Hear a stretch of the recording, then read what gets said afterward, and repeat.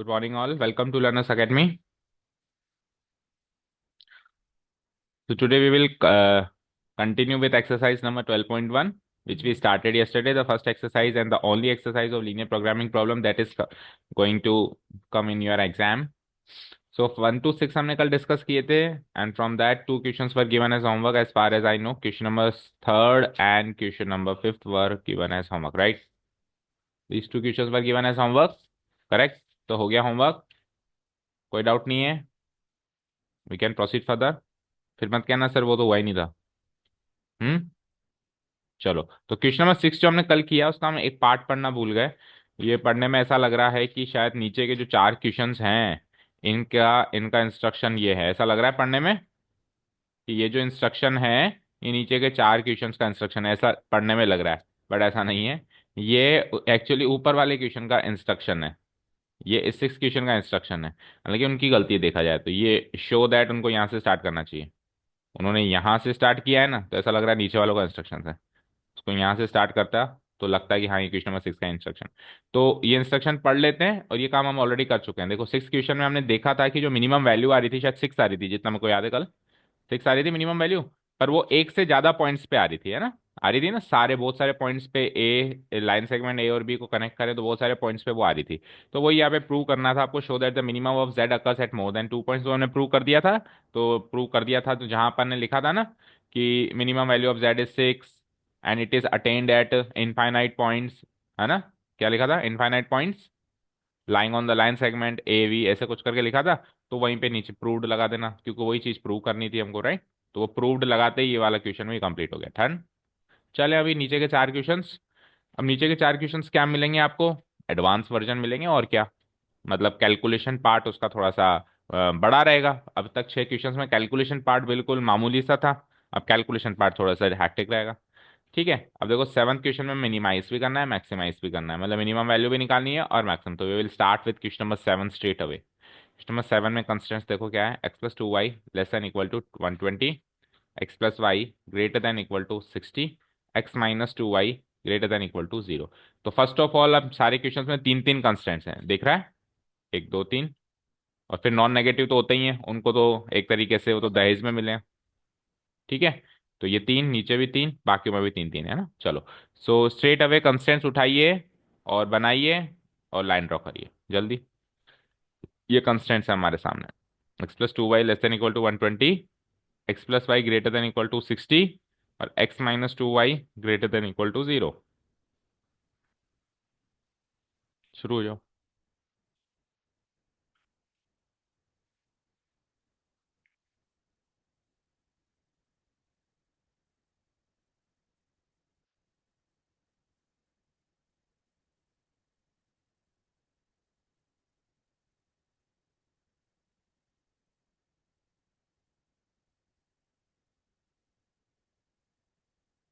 Constant number 1 है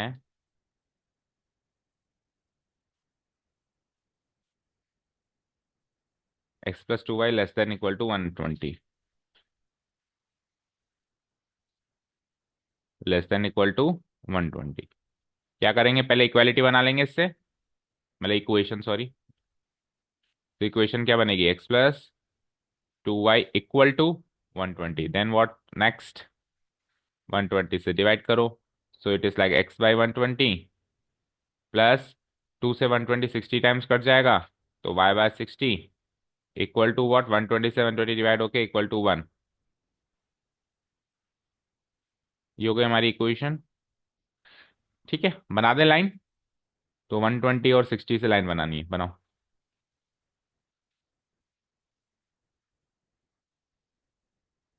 अब 120 60 obvious बात है, 10 10 का गैप लेना पड़ेगा, स्केल चेंज करना पड़ेगा, राइट. तो x के नीचे है 120 और y के नीचे है 60, तो 6 से 12 को कनेक्ट करो, दैट्स इट. ये 6 और इसको कनेक्ट करो 12 से.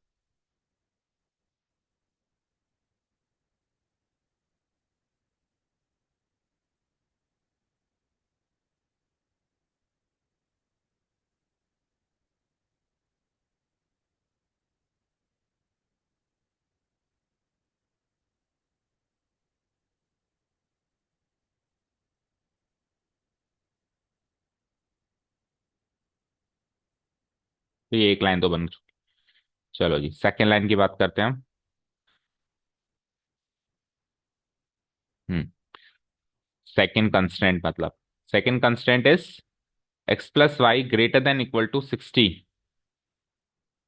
X plus Y greater than equal to 60। इससे भी बनाते हैं इक्वेशन।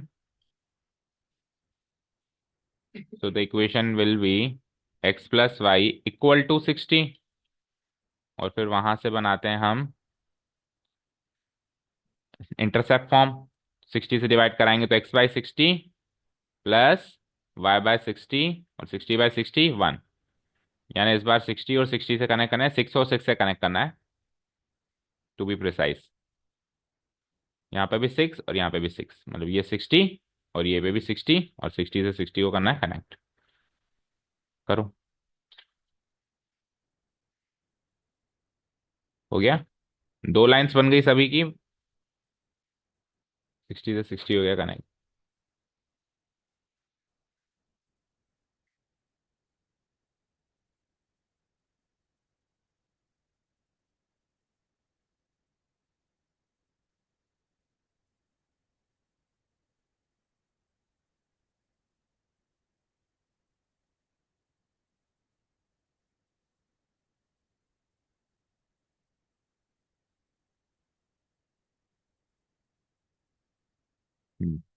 तो दो लाइन्स तो बन गई। तीसरी लाइन के बारे में बताओ, मतलब तीसरा कंस्टेंट क्या है वो बोलो। एक्स माइनस, हाँ आगे, हाँ आगे क्या, greater than equal to 0। Fine. तो इसे इक्वालिटी बनाते हैं। तो क्या इक्वेशन बन जाएगी, x minus 2y equal to 0। अब इसको तो आप इंटरसेप्ट फॉर्म में कन्वर्ट कर सकते हो क्या बोलो।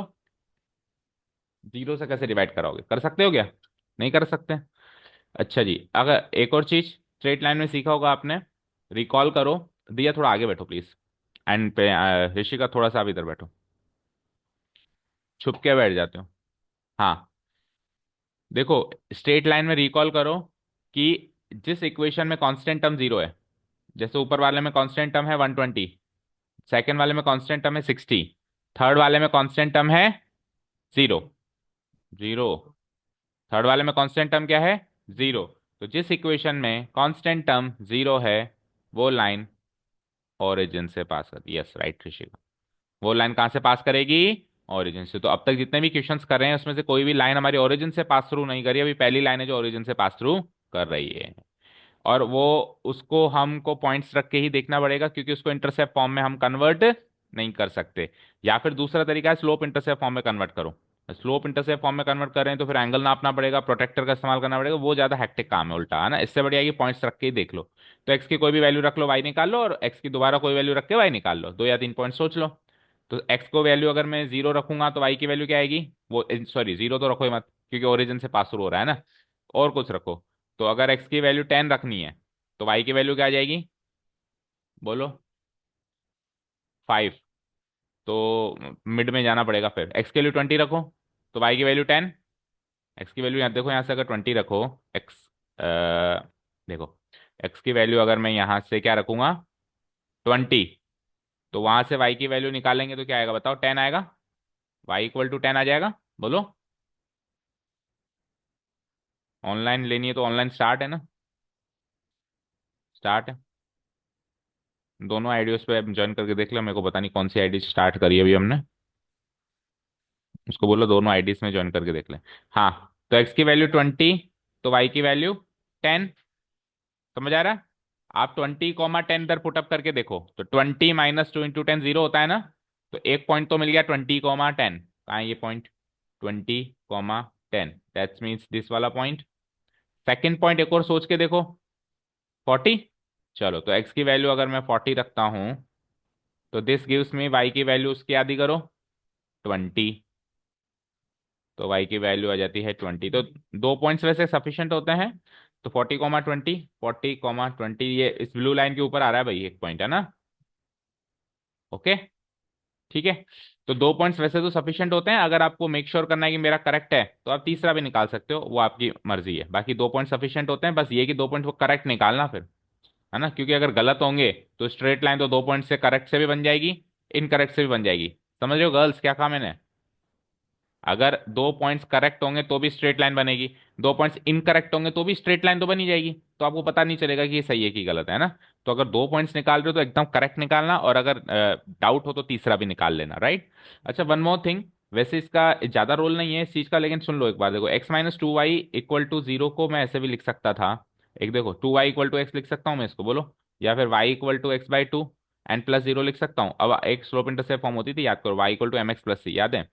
y = mx + c में आप देखो कि c की वैल्यू तो 0 हो गई, यानी y इंटरसेप्ट तो 0 है, और m की वैल्यू हाफ हो गई। m की वैल्यू क्या हो गई? हाफ। और m क्या था, क्या होता है, टेन थीटा। तो टेन थीटा की वैल्यू क्या हो गई? हाफ। तो आप ये देखो थीटा एक्यूट होगा, थीटा एक्यूट होगा, दैट मीन्स लाइन ऐसे बनेगी जो एक्यूट एंगल बना है। अगर ये थीटा ये नेगेटिव आ जाता तो लाइन कैसे बनती? ऐसे बनती, जो ऑब्ट्यूज एंगल बनाती है। ठीक है। तो आप क्या कर सकते हो कि एक्यूट एंगल बना रही, अच्छा यहाँ हाफ आ गया, हाफ आ गया तो ज्यादा मदद नहीं मिली, क्योंकि टेन थीटा की वैल्यू हाफ होती ही नहीं है। मान लो यहाँ पे 1/3 आ जाता, 1/√3 आ जाता, तो 30 डिग्री मिल जाता। 30 डिग्री मिल जाता तो मैं प्रोटेक्टर से, ओरिजिन से ऐसी लाइन बना सकता हूँ जो 30 डिग्री का एंगल बना रही हो, वो भी वही लाइन बनेगी। तो ये सारे तरीके हैं लाइंस को ड्रॉ करने के लिए, इसीलिए चैप्टर नंबर 10 है क्लास 11th में, वो स्ट्रेट लाइन की पूरी नॉलेज देता है, राइट। चलो अभी तो हमने तीनों लाइंस बना दी हैं, बना दी सबने, तीसरी लाइन भी।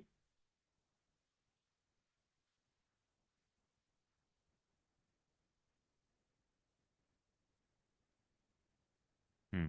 तो ओरिजिन से पास थ्रू होगी,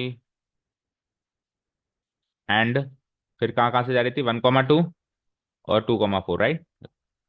तो ये लाइन कुछ ऐसे जाएगी। हाँ, 2,1 और 4,2, सही है। और फिर थोड़ा इसको आर पार थर्ड क्वाड्रेंट में भी लेके जाना, थोड़ा सा ऐसे नहीं ओरिजिन पे स्ट्रिक्ट हो गए हम। ठीक है।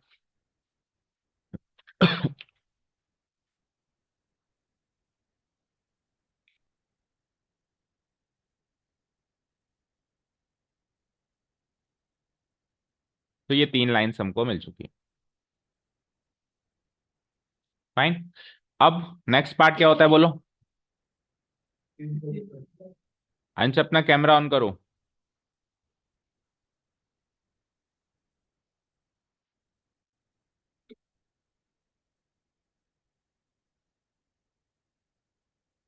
अंश कैमरा ऑन करिए।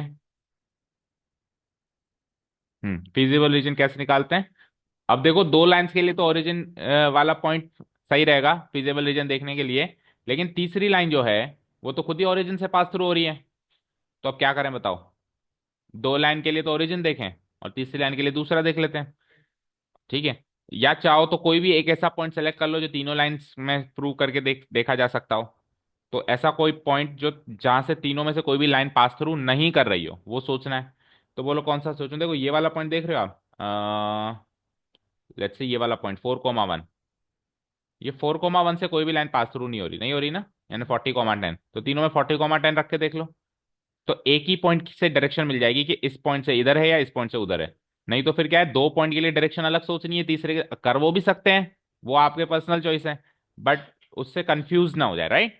तो 40,10 देखो यहाँ से कोई भी लाइन पास थ्रू नहीं हो रही, चलो तो 40,10 हम एक एक करके सब में पुटअप करते हैं। पहली इक्वेशन में 40,10 पुटअप करेंगे तो क्या होगा बताओ? मतलब क्या पुटअप कर रहा हूं मैं इसमें, x, y = बोलो 40,10, करो पुटअप। तो 40,10 पुटअप करेंगे तो इट इज लाइक 40 + 2 × 10 कितना होता है, 20। तो 40 + 20 क्या होता है, 60। तो 60 < 120, ये तो हो गया पास। 60 छोटा होता है 120 से। बोलो दिया। और इधर आ जाओ, अब इधर आ जाओ। अब इधर 40,10 20 रखना है, तो x, y = 40,10, इसमें पुटअप करो तो 40 + 10 कितना होता है, 50। क्या 50 बड़ा होता है क्या 60 से? तो सेकंड में क्रॉस हो लगेगा, सेकंड इक्वेशन में ये पास नहीं हुआ। और third and the final one को भी चेक करो, x, y = 40,10। तो इसमें रखेंगे तो 40 - 2 × 10 ऐसे करना पड़ेगा, तो 40 - 2 × 10 यानी 20। तो 20 > 0 होता है, तो इसमें भी ये पास हो गया, राइट। ओके। यानी ये वाला पॉइंट जो है दो लाइंस के लिए पास थ्रू मतलब पास हो रहा है, एक तरीके से सेटिस्फाई कर रहा है। एक तो रेड वाली लाइन ऊपर ही ऊपर, एंड एक लास्ट पर्पल वाली लाइन।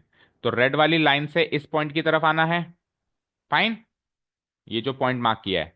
पर्पल वाली लाइन से भी इस पॉइंट की तरफ आना है, समझ गए।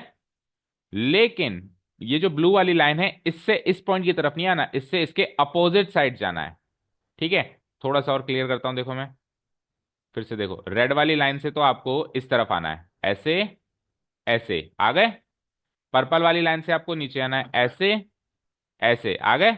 लेकिन जो ये ब्लू वाली लाइन है, इससे पॉइंट की तरफ नहीं आना, क्योंकि पॉइंट इसको सेटिस्फाई नहीं कर रहा, इसे अपोजिट साइड जाना है। तो कैसे जाओगे, ऐसे और ऐसे। अब आप कॉमन रीजन सोच पा रहे हो, रेड से अंदर, पर्पल से भी अंदर, पर ब्लू से ऊपर। तो कौन सा रीजन बाउंड हुआ, दिया,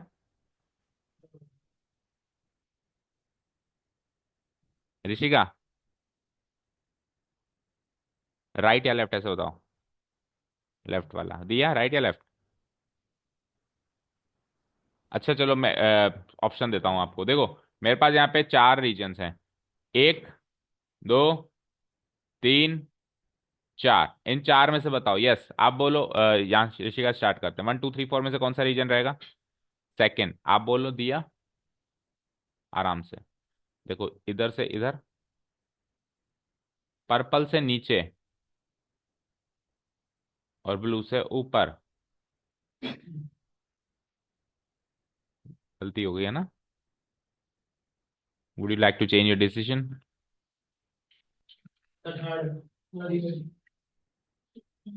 देखो सेकंड रीजन जो आपने ऋषि का सेलेक्ट किया, सेकंड रीजन में पर्पल से ऊपर आना पड़ेगा, राइट।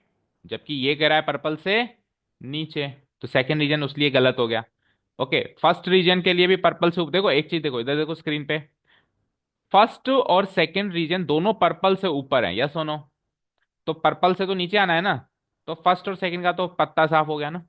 अब बचे थर्ड और फोर्थ, थर्ड और फोर्थ में हम पर्पल से नीचे आ रहे हैं दोनों में, है ना। लेकिन हमको ब्लू लाइन कहती है कि आप इधर से लेफ्ट जाओ और राइट जाओ, सॉरी इधर से राइट जाओ, लेफ्ट मत आओ। तो इधर से राइट जाना होगा, तो which region will be selected, region number 3 is the final feasible solution. इसको हाईलाइट करके और कर दो, हाईलाइट करके शेड कर दो।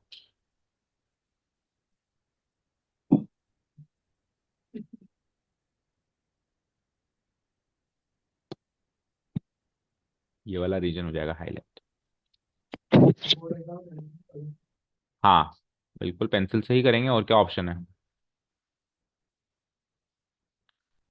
और जैसे मान लो दोबारा हाईलाइट करना पड़े, जैसे कल एक क्वेश्चन आया था अनबाउंडेड रीजन का, तो उसमें फिर पेंसिल को डार्क और लाइट चलाना पड़ेगा, उसकी प्रैक्टिस कर लेना घर पे। अलग डिजाइन करो तो फिर वो भद्दी नहीं लिखनी चाहिए, क्लीन लिखनी चाहिए। मोस्ट प्रोबेबली जो बच्चे यूज करते हैं चीजें, आप पुराने आंसर शीट्स देखा करो बच्चों की, जो अच्छे आंसर शीट्स होती हैं, अपलोड भी करता है सीबीएसई अपनी वेबसाइट पे, कि लास्ट ईयर सबसे अच्छी जो आंसर शीट्स थी वो ये वाली थी। तो उनके देखा करो उन्होंने क्या किया है।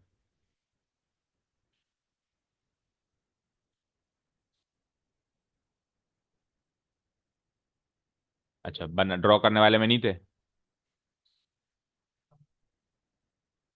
सीबीएसई में तो है ही नहीं ना इस साल।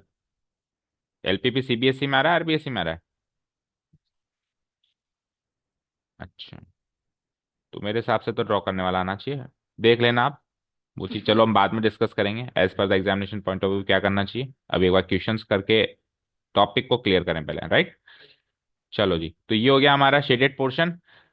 इसको डिनोट कराओ, तो ए बी सी डी से डिनोट करा दूं, लेट से ये तो हो गया ए, ये हो गया बी, ये हो गया सी, और ये हो गया डी।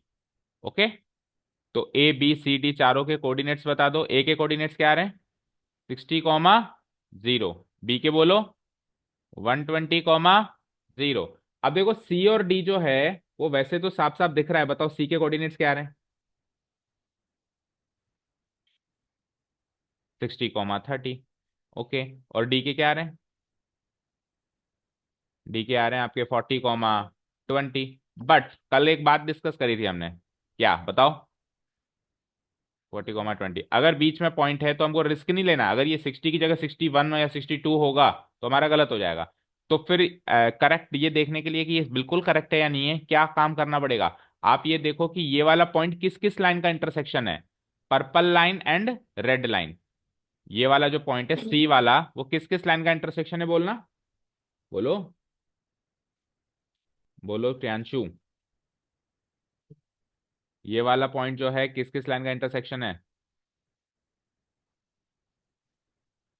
इसका और इसका है ना।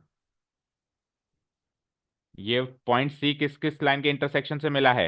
इस वाली लाइन और इस वाली line, purple colour and red colour. तो purple colour and red colour, यहाँ पे इक्वेशन कौन कौन से? अच्छा, हमने इक्वेशन भी तो मार्क नहीं करी अभी, पहले इक्वेशन मार्क करो। सबसे पहले हमने कौन सी लाइन ड्रॉ करी थी? रेड वाली। रेड वाली की इक्वेशन क्या है, बोलो? x + 2y = 120। फिर सेकंड नंबर पे हमने पर्पल लाइन मार्क करी थी, उसकी इक्वेशन बोलना, x + y = 60। ये भी मार्क करनी है आपको ग्राफ के अंदर। और फिर लास्ट में ये पर्पल वाली, इसकी इक्वेशन क्या थी? x - 2y = 0। चलो अब बताओ। अब देखो वापस स्क्रीन पे, ये सी वाला जो पॉइंट है किस किस लाइन का इंटरसेक्शन था? रेड वाली का और पर्पल वाली का। तो रेड वाली की इक्वेशन ये है और पर्पल वाली की इक्वेशन ये है, इन दोनों को आप रफली जाके सॉल्व करो। x + 2y, देखो इधर, x + 2y = 120, और इसकी इक्वेशन क्या है? x - 2y = 0। दोनों इक्वेशंस को ऐड कर दें तो क्या बनता है? 2x बराबर 120। तो x बराबर, जैसे अपन टेंथ में करते थे, 60। 60 को आप यहाँ पुट अप करो तो 60, 2y की वैल्यू 60, तो y की वैल्यू 30 आ गई। तो यहाँ से यूनिक सॉल्यूशन क्या निकल गया है? 60, 30। तो ये काम को आपको करके देखना पड़ेगा। बोलो गर्ल्स, क्लियर है क्या ये चीज? अब मुझे बताओ, डी वाला जो पॉइंट है वो कौन सी लाइन का इंटरसेक्शन है? हम्म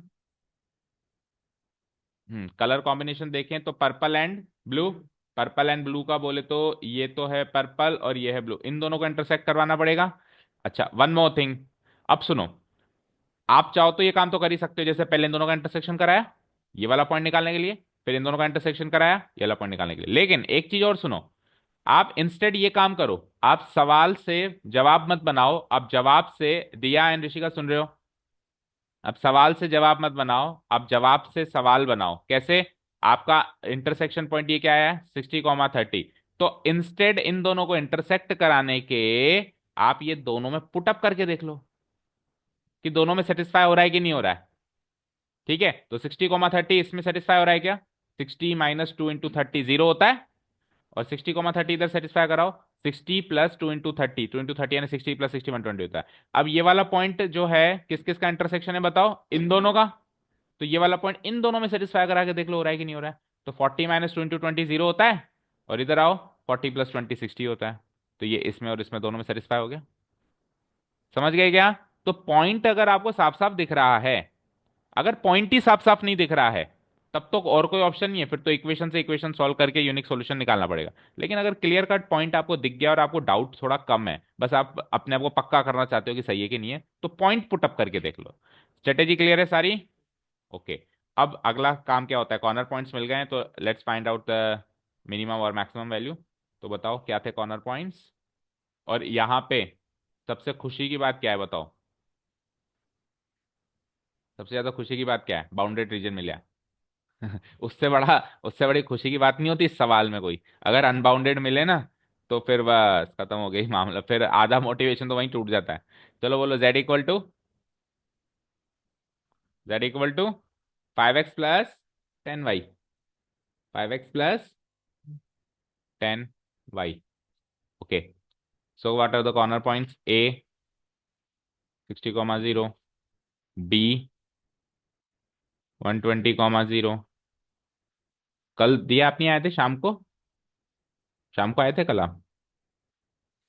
हाँ, केमिस्ट्री में आए थे। कौन नहीं आया था?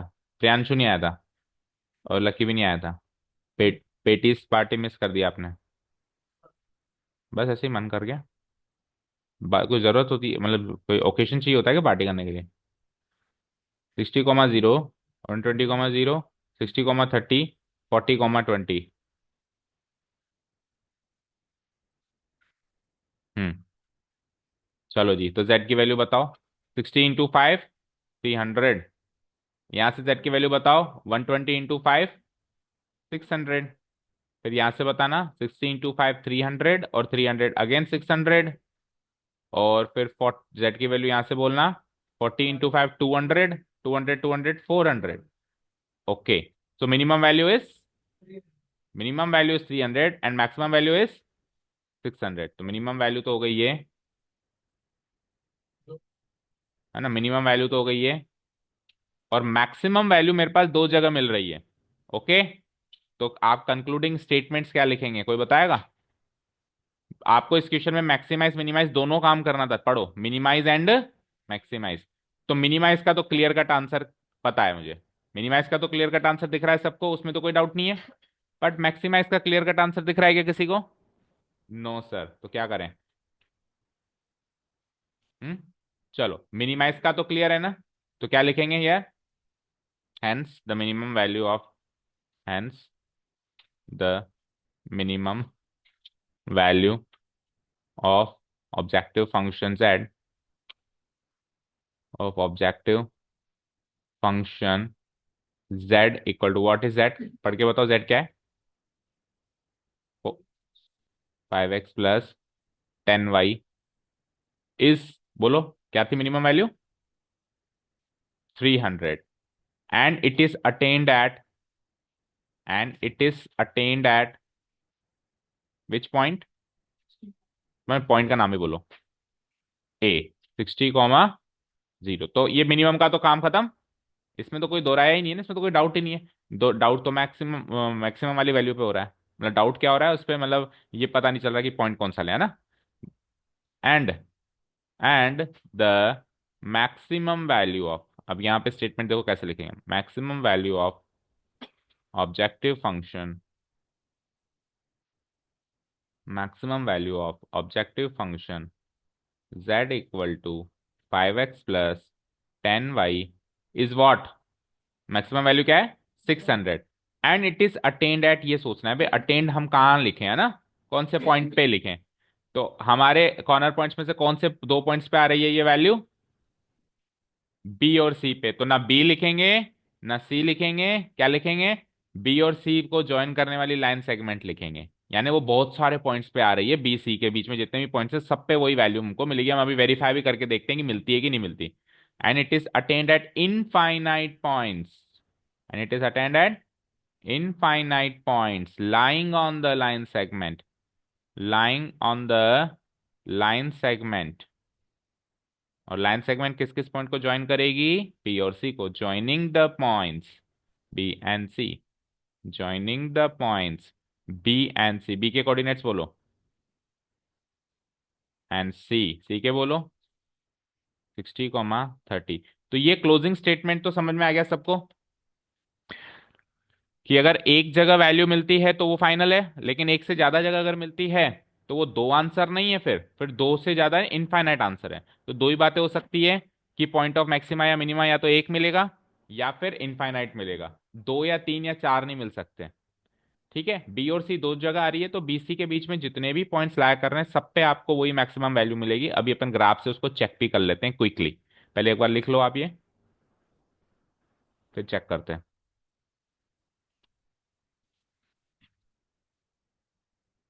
हाँ, स्केल भी लिखना है बिल्कुल,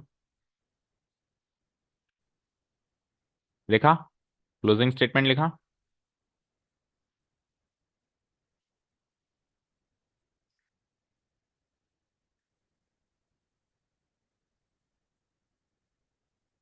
चलो, अब देखो यहाँ पे स्क्रीन पे लिखा दिया।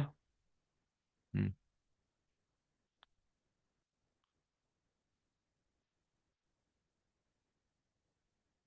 आंसर भी मैच करो की से।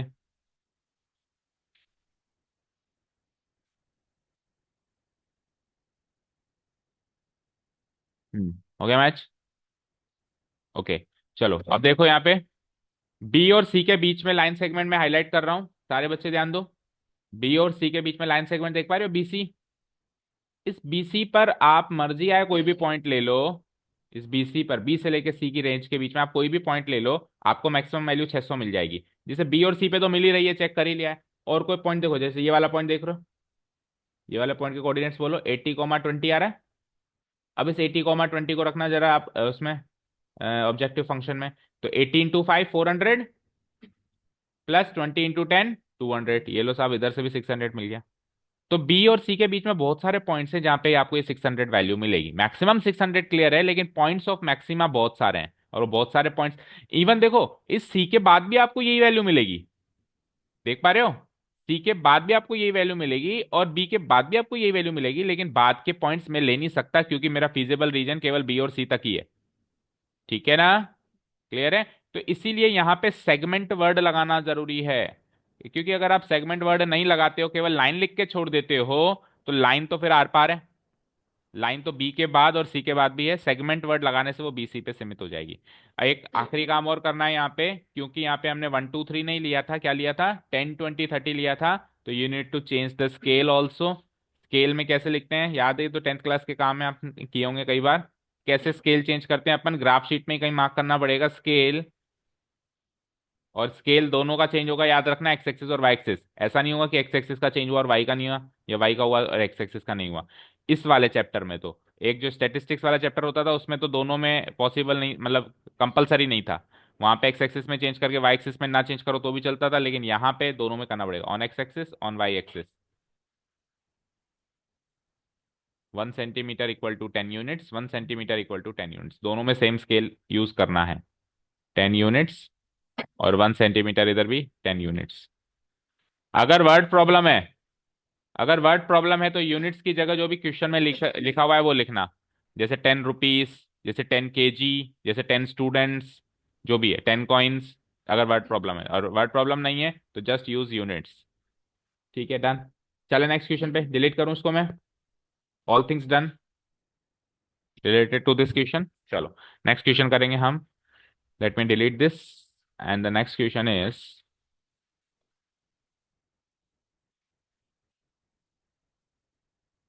ओ ओ ओ ओ ओ ओ 8th वाला तो मार्क करो होमवर्क। ठीक है। और हाँ, क्या 8th कर लिया आपने? तो मैंने तो कहा ही नहीं। और आप करो अभी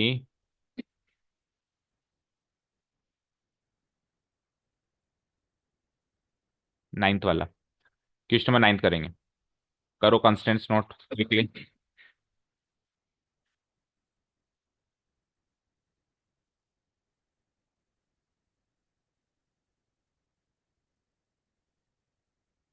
आप दवाई क्यों नहीं ले रहे हो? आपको कह रहा हूँ। तो इतनी क्यों तबीयत खराब है? मैंने आपको पहले भी एक सजेशन दिया था कि आपको एक वार्म वाटर की water bottle each and every time carry करनी है। आपने माना वो सजेशन? और जब भी आपको खांसी हो या कोई भी ऐसी प्रॉब्लम हो अनजस्ट वाली, तो आप बस कुछ नहीं करना, 1 या 2 सिप आपको वार्म वाटर लेना है, दैट्स इट। उससे आप ज़्यादा भी नहीं ना तो 15 से 20 मिनट या आधा घंटा स्टेबल हो जाओगे, और धीरे धीरे वो प्रॉब्लम ही खत्म हो जाएगी। कोई दवाई लेने की जरूरत ही नहीं पड़ेगी, मतलब हम तो ऐसा ही सोचे। अब मुझे तो कोई प्रॉब्लम नहीं है ना, लेकिन मैं 24 में से 17 से 18 घंटे अपने साथ एक वार्म वाटर की बोतल कैरी करता हूँ, wherever I go, wherever. घूमने जाता हूँ तो भी लेके जाता हूँ, पता नहीं वहां मिलेगा नहीं मिलेगा। एंड बिलीव मी, मेरे को भी बहुत सारी समस्याएं थी इस टाइप की, मेरे को भी सर्दी से खतरनाक एलर्जी, आपसे भी भयंकर। अगर हल्की सी हवा भी गुजर गई ना कान के पास से तो अगले दिन बुखार, इतनी भयंकर एलर्जी थी। बट इससे मुझे काफी फायदा मिला। कल से होनी चाहिए आपके बगल में एक बोतल, एक छोटी भी ले लो, बड़ी नहीं तो मिल्टन की, जिसमें पानी गर्म रहता है। ठीक है। और एक एक दो दो सिप उसको चाय की तरह पीते जाओ, जैसे चाय पीते हैं अपन।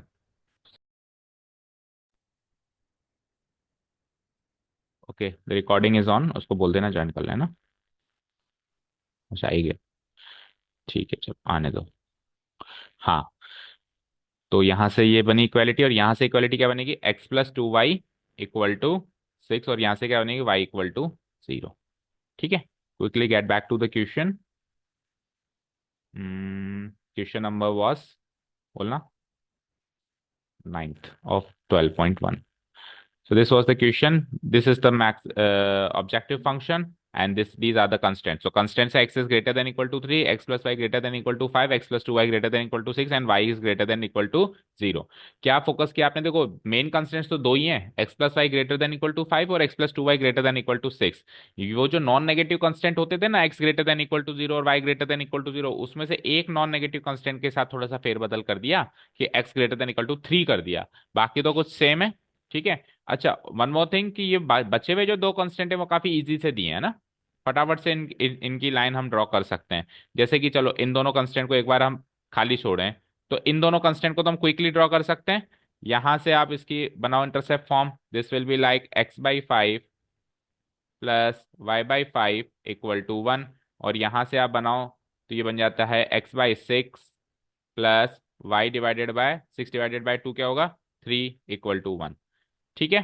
तो पहले क्विकली इन दोनों लाइन को बनाते हैं, क्योंकि ये दोनों लाइन हमारे लिए थोड़ा सा फील गुड है बनाने के लिए. 5 से 5 को कनेक्ट करना है और स्केल भी चेंज करने की जरूरत नहीं है. ये 5 से ये 5 हो गया कनेक्ट, राइट.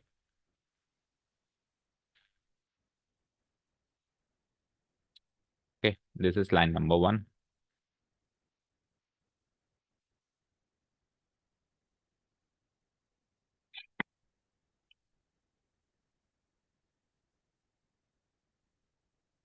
और फिर दूसरे में किसको किससे कनेक्ट करना है आपको? 6 को 3 से करना है.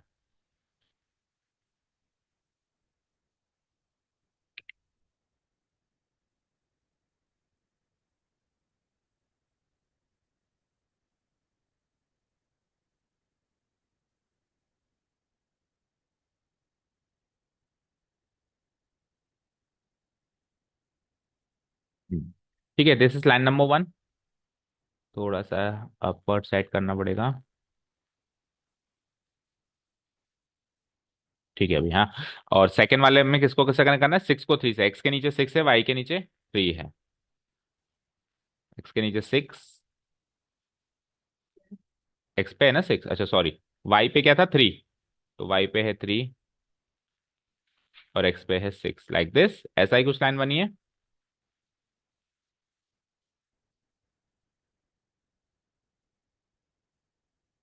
ठीक है.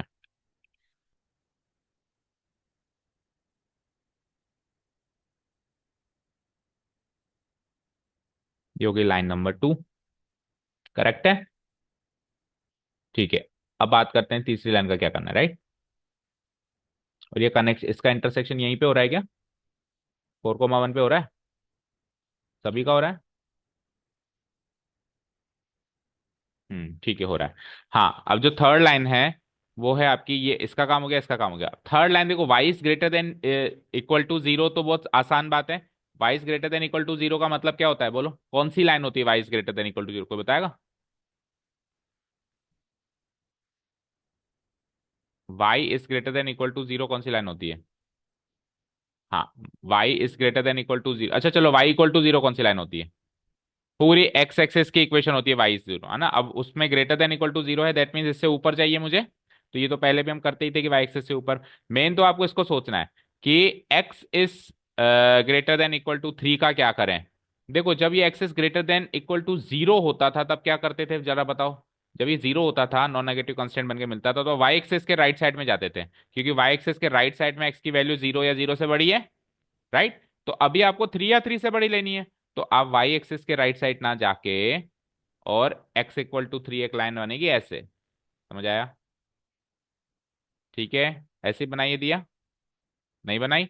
चलो अब सुनो, ध्यान से सुनो.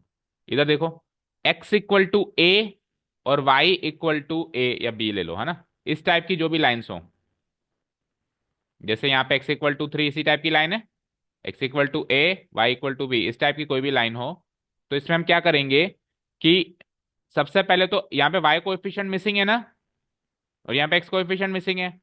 जो कोएफिशिएंट मिसिंग है उसी के पैरेलल लाइन बनेगी.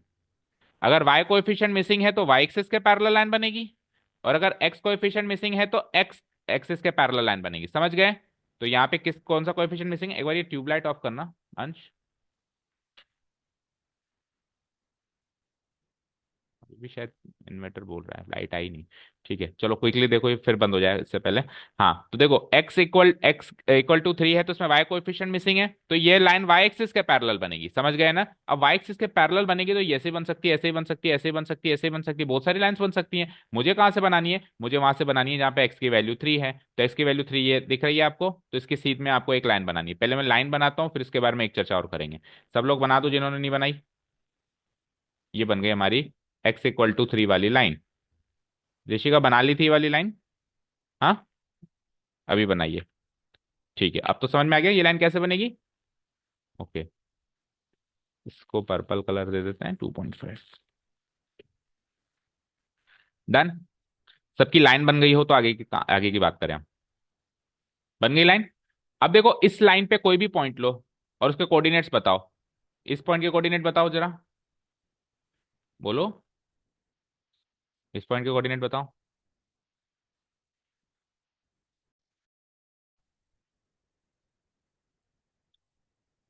तो देखो बच्चों 3,8 पॉइंट अगर मैंने यहाँ पे लगाया, लेट्स सी। अच्छा मुझे बताओ, एक दो पॉइंट और मार्क करते हैं। इस वाली लाइन पर सपोज करो मैंने इस पॉइंट के कोऑर्डिनेट्स पूछे, सो व्हाट यू विल से 3,5। फिर इस वाली लाइन पे मैंने सपोज करो इस वाले पॉइंट के कोऑर्डिनेट्स पूछे, यू विल से व्हाट 3,3। अच्छा मैंने इसके पूछे, यू विल से 3,1। मैंने पूछे इसके बताओ, तो you will say 3,0। Even in the negative side I will ask you some the coordinates of some points on this line, you will ask what, you will say what. अच्छा ये यहीं से देखना पड़ेगा फिर मुझे, चलो ऐसे ही देख लो। हाँ इसके पूछूं मैं, तो ये विल से व्हाट 3,-1। सो आपने क्या चेक किया कि इस लाइन पर लाए होने वाले हर एक पॉइंट का एक्स कोऑर्डिनेट तो फिक्स है, 3, 3, 3, 3, 3। तभी तो इस लाइन की इक्वेशन x इक्वल टू 3 है। अब समझ में आ गया होगा कि x इक्वल टू 3 इक्वेशन क्या करती है, लाइन के ऊपर लाए होने वाले पॉइंट्स के कोऑर्डिनेट्स की जानकारी देती है। तो इस लाइन की इक्वेशन अगर x इक्वल टू 3 है, तो ये लाइन कह रही है कि मेरे ऊपर लाए होने वाले हर एक पॉइंट का x कोऑर्डिनेट 3 रखना है। y कोऑर्डिनेट की मैं जानकारी नहीं दे रही हूँ, तो take y coordinate as you wish. y coordinate कुछ भी रखो, 8, 5, 3, कुछ बदलता जाएगा वो बार बार, है ना। उसकी इन्फॉर्मेशन लाइन की इक्वेशन नहीं दे रही, that means you can take any any y coordinate you like, but x coordinate आपको 3 रखना पड़ेगा, इसलिए इस लाइन की इक्वेशन x इक्वल टू 3 है। तो इन शॉर्ट बात करें तो हम ऐसे कह सकते हैं कि कोई भी लाइन जिसकी equation x equal to some constant quantity या y equal to some constant quantity है, कोई भी लाइन जिसकी equation x equal to some constant quantity let's say a, या फिर y equal to some constant quantity let's say b, इस type की कोई भी इक्वेशन है, तो उससे रिप्रेजेंट होने वाली लाइन सेगमेंट जो होगी वो x एक्सिस या y एक्सिस से पैरेलल बनेगी। अब x एक्सिस से बनेगी या y एक्सिस से बनेगी वो कैसे रिकॉग्नाइज करेंगे, देखो यहाँ पे y coefficient y code y वाली टर्म मिसिंग है, यहाँ पे x वाली टर्म है इस इक्वेशन में, y वाली टर्म मिसिंग है, तो y वाली टर्म मिसिंग है तो ये y एक्सिस के पैरेलल बनेगी। और यहाँ पे x वाली टर्म मिसिंग है तो ये x एक्सिस के पैरेलल बनेगी। फॉर एग्जाम्पल अभी हमारी वाली लाइन क्या है, x इक्वल टू 3, तो इसमें y कोएफिशिएंट मिसिंग है, तो y वाली टर्म मिसिंग है, सॉरी, तो ये देखो y एक्सिस के पैरेलल वाली लाइन बनी है ये। ठीक है।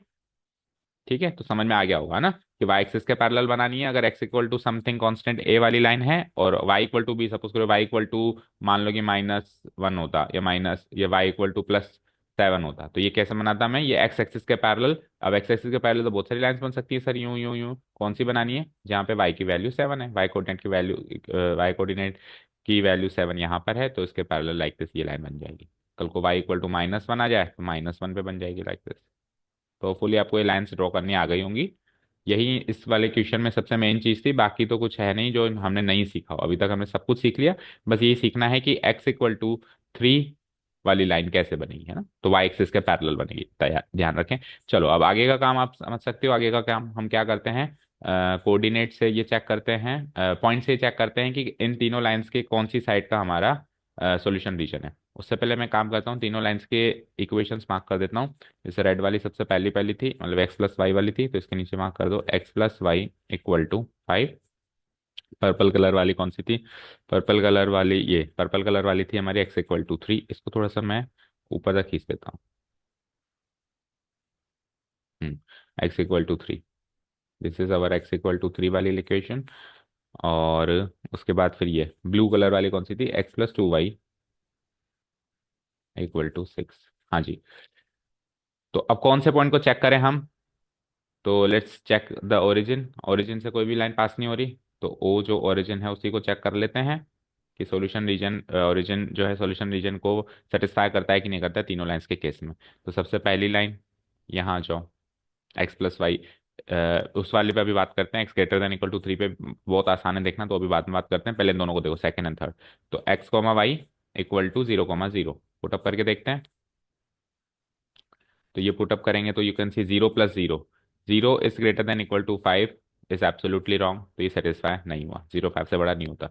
लगे हाथ सेकंड को भी वेरीफाई करो, फिर इधर डिसाइड करते हैं। अगेन इसमें भी X comma Y equal to 0,0, यानी कि putting the coordinates of origin in this inequality will get x + 2y, x + 2 into 0 0, again 0 is greater than equal to 6, again जो है inequality satisfy नहीं हुई। दैट मीन्स ओरिजिन इन दोनों lines के solution region में नहीं है, यानी इसका अपोजिट रीजन है। लगे हाथ x = 3 भी देखो, तो क्या करना है आपको, इसमें भी वही करना है, x =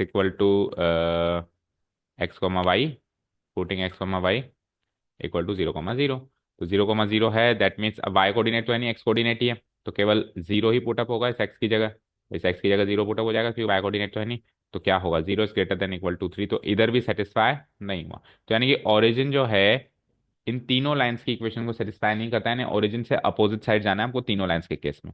अच्छा, जो ये फर्स्ट वाली, इसको आप ऐसे भी देख सकते हो कि देखो x की वैल्यू 3 से बड़ी है, तो x की वैल्यू 3 से बड़ी कब है, जब आप इस साइड जा रहे हो, एक्स की वैल्यू है ना, और कम कब है, जब इस साइड जा रहे हो। तो X is greater than equal to 3, मतलब ये जो लाइन हमने खींची x = 3 वाली, इसने इस प्लेन को दो पार्ट्स में डिवाइड किया ना, ये वाली लाइन, ये बॉर्डर हमने खींची तो दो पार्ट्स में डिवाइड हो गया, एक इधर वाला एक इधर वाला, तो इधर वाला 3 से बड़ा है, इधर वाला 3 से छोटा है। अब वो कह रहा है 3 से बड़ा लेना है, दैट मीन्स मुझे इधर लेना है। तो ये जो पैरेलल वाली लाइंस बनाते हैं उसमें तो हम जल्दी से ये ऐसे भी देख सकते हैं कि ग्रेटर देन है तो ग्रेटर साइड चले जाओ, लेस देन है तो लेस देन साइड चले जाओ। सपोज करो y = 8 वाली लाइन बनी हुई है, y = 8, y = 8। अब y is greater than equal to 8 है तो इससे ऊपर चले जाओ, और y इज लेस देन इक्वल टू 8 है तो इससे नीचे चले जाओ।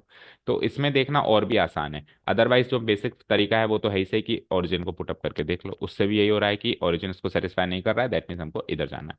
चलिए, तो हमको तीनों लाइंस में के केस में ओरिजिन से अपोजिट साइड जाना है, तो देखो कौन सा होगा। रेड लाइन के केस में मुझे यहाँ जाना है, ओरिजिन से अपोजिट। ब्लू लाइन के केस में मुझे यहाँ जाना है, ओरिजिन से अपोजिट। और पर्पल लाइन के केस में मुझे यहाँ जाना है, ओरिजिन से अपोजिट। तो तीनों में मुझे यहाँ जाना है, राइट साइड जाना है। तो you can see the feasible region is what, an infinite unbounded region. तो अगेन एक इनफाइनाइट अनबाउंडेड रीजन हमें मिल गया, जो यहाँ से स्टार्ट होगा, यहाँ पे टकराएगा, that means this will be the corner point. फिर यहाँ पे टकराएगा and this will be the corner point. फिर यहाँ पे आएगा और यहाँ पे टकराएगा, again this will be the corner point.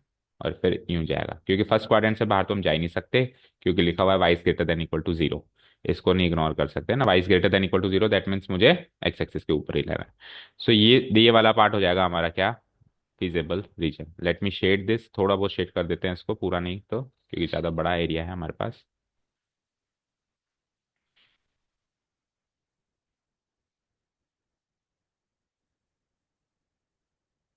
हाँ, फिर ये अंदर का सब शेड करीब हो गया ना। This will be our feasible region.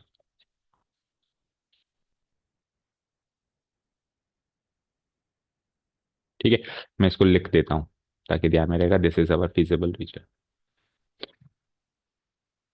Unbounded के केस में लिख दिया करो, है ना, फिजिबल रीजन। बाउंडेड के केस में ना सही, पर अनबाउंडेड ये फिजिबल रीजन। Okay fine. अब फिजिबल रीजन के केस, अनबाउंडेड रीजन के केस में क्या करते हैं, पहला काम तो वही करेंगे, कॉर्नर पॉइंट्स निकालना। कॉर्नर पॉइंट्स निकले हुए मतलब कॉर्नर पॉइंट्स के कोऑर्डिनेट्स को सेटिस्फाई करके देखना। तो क्विकली ये कॉर्नर पॉइंट्स में इसमें आइडेंटिफाई कर लेता हूँ। This is my first corner point A, इसके कोऑर्डिनेट्स आ रहे हैं 3,2। And this is my second corner point B, इसके कोऑर्डिनेट्स आ रहे हैं 4,1। And this is my third corner point C, इसके कोऑर्डिनेट्स आ रहे हैं 6,0, दैट्स इट। उसके अलावा कोई कॉर्नर पॉइंट नहीं आ रहा ना। ऐसे मत कह देना कि ये भी तो कॉर्नर पॉइंट है, ये वाला और ये वाला कॉर्नर पॉइंट नहीं है। ये तो अभी और इनफाइनाइट और इनफाइनाइट जा रहा है, ये तो मेरा ग्राफ का रेंज इतनी थी तो मैंने यहीं पे स्टॉप किया, अभी इस इधर 11 पे स्टॉप किया, इधर 16 पे स्टॉप किया, बट ये और आगे जा रहा है, तो ये कॉर्नर पॉइंट निकल आएगा। तो ये तीन कॉर्नर पॉइंट्स को आपको चेक करना है, तो वो का वही काम करना है जो अपन पहले करते थे। उसके बाद फिर एक एक्स्ट्रा काम और हमने जैसे कल भी सीखा था होगा, तो एक बार पहले इतना करें, रुक जाओ। सो वही काम, कॉर्नर पॉइंट्स तीन है हमारे पास, and the objective function z equal to, let me see what is the objective function. Objective function is -x + 2y, -x + 2y।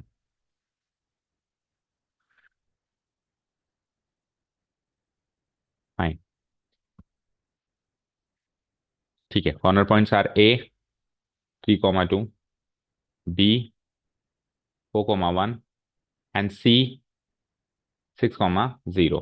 Let's find the value of objective function that equal to, तो इधर रखेंगे तो -3 plus two two जा four, तो -1 है यहाँ पे, है ना।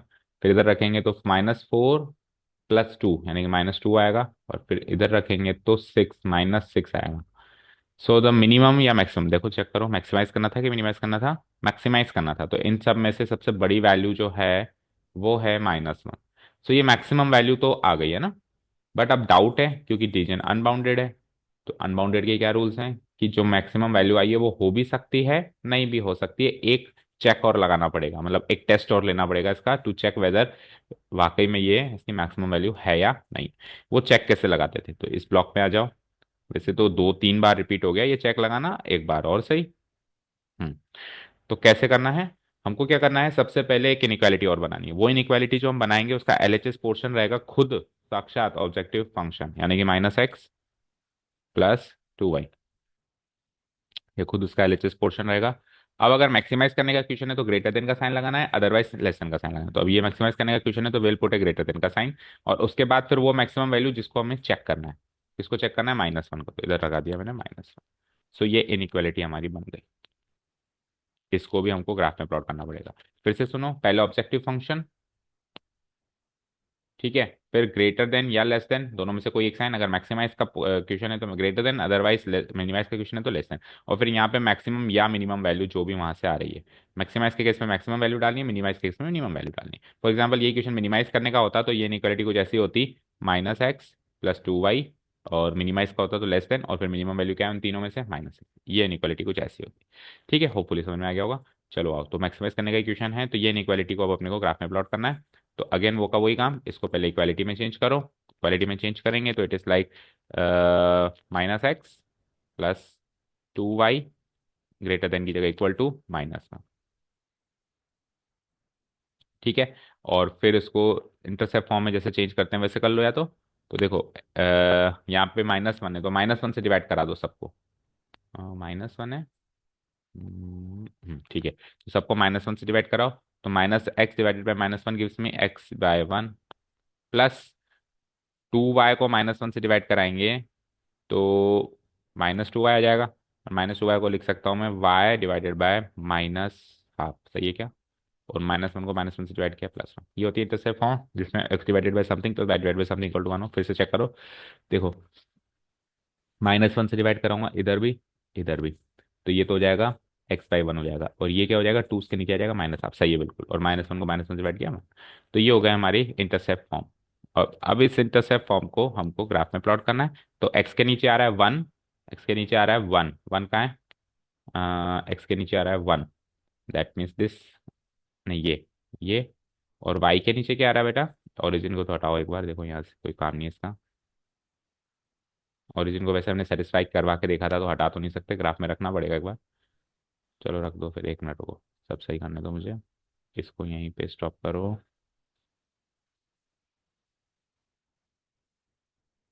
हम्म। सो ठीक है, ओरिजिन क्या था, ओ 0,0।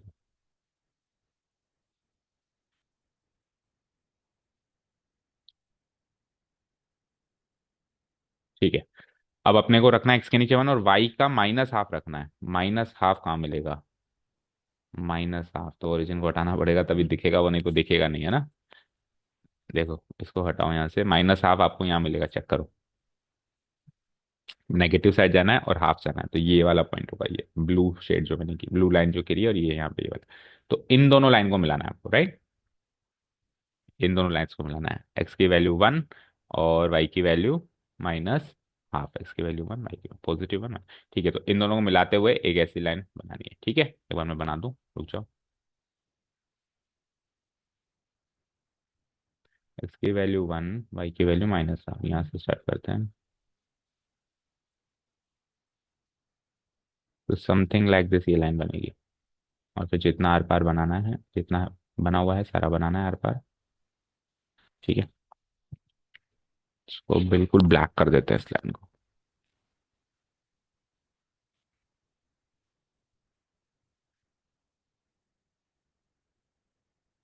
डन। ठीक है, तो ये x की वैल्यू 1 और y की वैल्यू माइनस हाफ से इंटरसेक्ट होती है, एक लाइन बना दी मैंने। तो ये जो आप लाइन देख रहे हो, छुप गई है थोड़ी सी शेडेड पोर्शन के नीचे, ये वाली जो लाइन बन देख रहे हो आप, इस वाली लाइन से अब आपको क्या चेक करना है? आपको ये चेक करना है कि इसका सॉल्यूशन रीजन क्या है। पहली चीज तो देखो, इसको आगे फर्दर और करना पड़ेगा, जितना ग्राफ बनाया सारा करना पड़ता है, पता है आपको, पूरा एंड तक ले जाओ, है ना, जितना भी ग्राफ बना।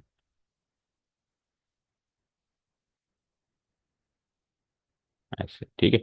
हाँ, अब क्या करना होता है कि इसका सॉल्यूशन रीजन ढूंढो। तो अब ये ओरिजिन को ही सेटिस्फाई करवा के देख लो क्विकली कि ओरिजिन इसको सेटिस्फाई कर रहा है कि नहीं करना है, क्विकली देखो।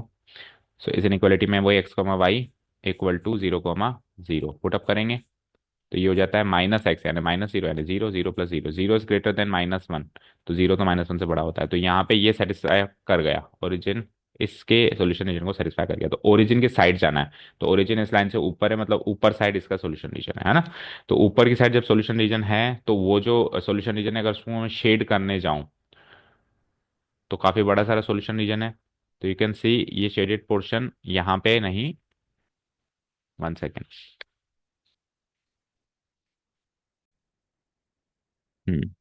You can see this shaded portion lies right upward this line like this. कौन सा कलर करें इसमें? लेट्स सी, अलग कलर करते हैं। सो ये वाला शेडेड रीजन है, ये सॉरी, लाइन के नीचे नहीं आ सकते हम, लाइन के ऊपर ही रहना, इवन लाइन के ऊपर भी नहीं आ सकते, क्योंकि देखो यहाँ पे slack inequal strict inequality, slack नहीं है। तो ये वाला पोर्शन है ना। ओके, अब क्या करें साहब, इसका भी सॉल्यूशन रीजन आ गया, एक फिजिबल रीजन आया। अब अपने को क्या करना होता है, ये चेक करना होता है कि ये जो सॉल्यूशन रीजन आया है, ये जो सॉल्यूशन रीजन आया है और जो पहला वाला फिजिबल रीजन था, क्या उसमें कोई पोर्शन कॉमन है क्या? So you can clearly see ये वाला पोर्शन कॉमन है, मैं हाईलाइट करता हूं, देखो ये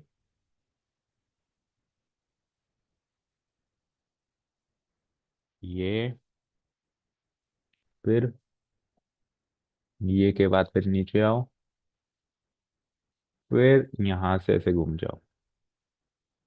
तो ये अनबाउंडेड रीजन जो है पूरा कॉमन रीजन है बिटवीन द फिजिबल रीजन और जो अभी इनइक्वालिटी बनी उसके शेडेड रीजन। तो कॉमन नहीं आना चाहिए था, अगर कॉमन आ जाता है तो कहेंगे कि ये इसकी मैक्सिमम वैल्यू, जो डाउट था वो डाउट डाउट ही रह गया, मतलब ये वाकई में इसकी मैक्सिमम वैल्यू नहीं है, और अब इसकी मैक्सिमम वैल्यू हम निकाल भी नहीं सकते, है ना। यानी और भी बड़ी आ सकती है, बड़ी से बड़ी, बड़ी से बड़ी आती जाएगी इसके अंदर, यानी कि it is not possible to find. और दूसरी चीज, अगर कॉमन पॉइंट नहीं आता इन केस, मान लो कि ये जो फिजिबल रीजन इधर राइट साइड में है, और जो मेरी ये जो ऐसी कोई ऐसी लाइन बनती है जिसका लेफ्ट साइड में सॉल्यूशन रीजन होता, अलग अलग होते, न्यारे न्यारे होते, तो फिर यही मेरी मैक्सिमम वैल्यू होती। फाइन। तो इस केस में तो ये मैक्सिमम वैल्यू नहीं है, क्रॉस लग गया, ठीक है। क्लोजिंग स्टेटमेंट हम क्या लिखते थे कि here there are infinite points in common, कल किया था वैसे हमने इस टाइप का सवाल, finite points in common between the feasible region and the solution region of the inequality of the inequality, and what was that inequality, z equal, नहीं सॉरी, inequality क्या थी, inequality ये थी, देखो ये -x + 2y greater then -1, -x + 2y greater then -1। ठीक है, full stop. So z = -1 is not the maximum value of the objective function, is not the maximum value of the objective of the objective function। what was objective function? z = -x + 2y। इस objective function की ये maximum value नहीं है, and it is not possible to find, and it is not possible to find its maximum value. अब ये इसका closing statement done. ठीक है, इनफाइनाइट पॉइंट्स हैं तो उसकी ये मैक्सिमम, ये तो मैक्सिमम वैल्यू नहीं है इसकी, और फर्दर में और मैक्सिमम वैल्यू इसकी निकाल भी नहीं सकता। So that is it. ठीक है, तो ये ऐसा बनेगा हमारा ग्राफ। दो तरफ के शेड बनाने के लिए आपको पहले भी हिंट दिया गया है, आप पेंसिल को लाइट शेड डार्क शेड करें या कुछ ऐसा जुगाड़ आपको सोचना पड़ेगा, क्योंकि दो तरीके के शेड बनेंगे। एक तो फिजिबल रीजन का तो बनेगा ही बनेगा, और अगर ये अनबाउंडेड बना इन केस तो फिर एक शेड और बनाना पड़ेगा to check whether there is a common point between this shade and this shade. दोनों शेड में कोई कॉमन पॉइंट है या नहीं है, इसलिए दो तरह के शेड्स आपको करने पड़ेंगे। ठीक है, बाकी सब इस ग्राफ में नोट डाउन हो गया है। हाँ, एक इस लाइन की इक्वेशन और लिख दीजिए जो लास्ट में बनाई हमने, क्या थी इसकी equation, -x plus 2y equal to -1। ये इसकी इक्वेशन रहेगी। आगे सब हमने नोट डाउन कर लिया। ओके फाइन, तो फुली वाला क्वेश्चन सबको समझ में आ गया होगा। Late me delete this, let me close this now. अब आ जाओ बैक टू एक्सरसाइज। तो देखो हमने अभी कौन सा क्वेश्चन किया, सेवंथ किया, and then eighth was given as homework because it looks like as easy one, है ना। और फिर नाइन्थ अभी किया, and again tenth will be your homework. तो आप दो क्वेश्चन होमवर्क करो इसमें, eighth and question number 8 and 10 ये कल तक करके आओ। अगर कोई इसमें डाउट है तो बताओ कल आके, नहीं बताओगे तो आई विल कंसीडर कि कोई डाउट नहीं है, इजी लग रहे हैं वैसे दोनों, देख लेना, है ना। फिर अब सेकंड देखा जाए तो यहीं पे आपका कोर्स खत्म हो गया, क्योंकि जैसे कि आपने कहा एक ही एक्सरसाइज है लीनियर प्रोग्रामिंग प्रॉब्लम में, लेकिन हमने क्या कहा था थोड़ा सा एक्स्ट्रा पढ़ेंगे। तो ये different types of linear programming problem है, दैट मीन्स जो वर्ड प्रॉब्लम्स हैं, वर्ड प्रॉब्लम। सेकंड एक्सरसाइज देखो एक बार इसकी शक्ल, ये जो सेकंड एक्सरसाइज में क्या है, वर्ड प्रॉब्लम्स है, बड़ी बड़ी वर्ड प्रॉब्लम्स। तो इन बड़ी बड़ी वर्ड प्रॉब्लम्स को क्या करना है, पहले आपको एलपीपी में कन्वर्ट करना है, और एलपीपी में कन्वर्ट करके वही काम करना है जो अभी आप कर रहे हो इस एक्सरसाइज में, वही इसको सॉल्व करना है। ठीक है, तो हमने एक्चुअली जब ये चैप्टर स्टार्ट किया था तो हमने इंट्रोडक्शन भी एक ऐसी वर्ड प्रॉब्लम से ही किया था ना। तो वर्ड प्रॉब्लम ज़्यादा मुश्किल नहीं है, बस समझना आपको आना चाहिए। तो हम कल की क्लास में क्या करेंगे, हम एक आध वर्ड प्रॉब्लम उठाएंगे। ठीक है, क्योंकि देखो वर्ड प्रॉब्लम करोगे तो एलपीपी सॉल्व करना भी आ रहा है, लेकिन केवल एलपीपी सॉल्व करेंगे तो वर्ड प्रॉब्लम सॉल्व करना नहीं आ रहा। इन केस अगर केस स्टडी आ गई इस चैप्टर से तो वर्ड प्रॉब्लम थोड़ी बहुत ज़्यादा हाई लेवल की नहीं पर छोटी मोटी लेवल की बनेगी। ठीक है, तो ऐसे हम नहीं कह सकते कि ओवरऑल ये कोर्स से बाहर है। तो देखो कितनी बड़ी बड़ी वर्ड प्रॉब्लम्स हमारे पास, टोटल 8-10 वर्ड प्रॉब्लम्स हैं, तो एक आध वर्ड प्रॉब्लम हम इसमें से कल ही करेंगे। कल की क्लास हम थोड़ा एक्स्ट्रा में करेंगे, फिर मिसलेनियस भी है तो देखेंगे कुछ मिसलेनियस से भी कर सके तो, राइट। और फिर परसों लेंगे हम इसका टेस्ट। कल की वैसे कोर्स हो गया, लेकिन कल की एक क्लास में हम इसके कुछ एक्स्ट्रा क्वेश्चंस करेंगे, और एक्स्ट्रा क्वेश्चंस के अंदर हम वर्ड प्रॉब्लम्स करेंगे। ठीक है, चलो तो वो कल का शेड्यूल रहेगा, कल एक क्लास क्लास हो जाएगी इस चैप्टर की, एंड परसों will be the test. Okay, thank you so much for listening to us, nice day, keep learning and